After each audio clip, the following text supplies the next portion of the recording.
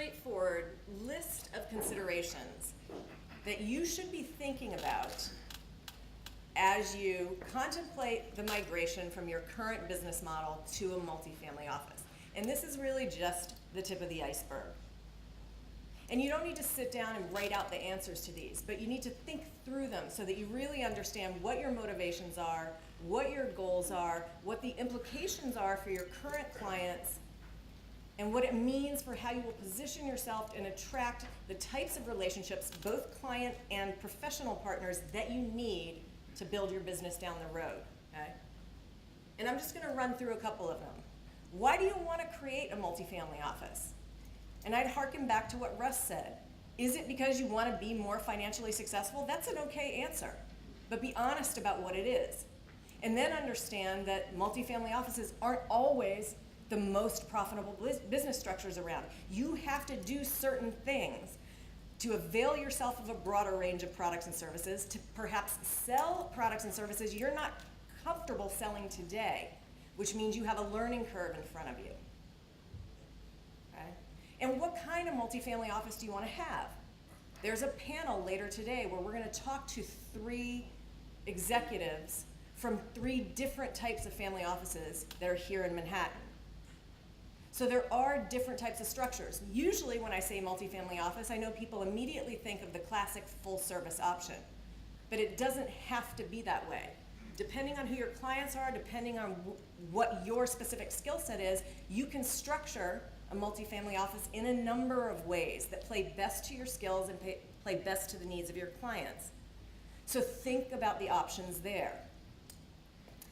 Do you have clients in your current book that can be part of your new business model? If so, what are you doing to bring them into your plans, to shepherd them along? And how many of your clients won't be part of your new business model? And how are you going to communicate that to them? What are you going to do with them? How are you going to transition them to another professional? Okay. What range of products and services do you need to offer? And can you source them all? Now, for those of you who are part of a large organization, you probably can, but today you probably don't. So the question is, if you start doing it, how quickly can you do it? How reliably can you do it? Are your in-house resources sufficient, or do you actually need to develop partnerships with outside specialists and experts that will allow you to deliver what you need to deliver when you want to deliver it? Okay. Who's the ideal client family? How are you going to get them? Do you have good business development techniques in place now that can be leveraged in a new business model? Do you get referrals for business?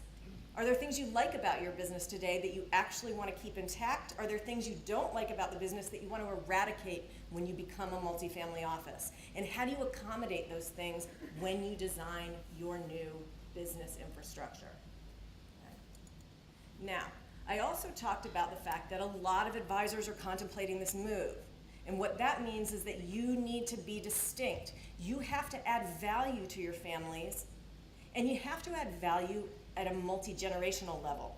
Now, Russ talked about the fact that when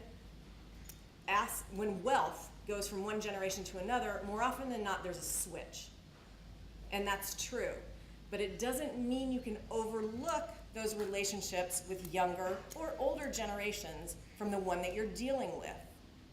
I can't tell you how many families I've talked to who said, yeah, I'm really comfortable with the investment strategy that's in place. I'm pleased with the overall mix of financial and technical services we're getting. But the thing that's really great about Company X is they're good to my kids. They help me with my children. They help me get my values across to my children. They're helping me create a legacy. They're nice to my family. They're helping my son get an internship. So you need to know who those people are that are important to the patriarch or the matriarch that you're dealing with, and you need to have relationships with them too, whether or not you'll be able to keep them when leadership transitions. And what are you going to do differently when you're a multifamily office than you do today? Are you clear about what that is, or not quite?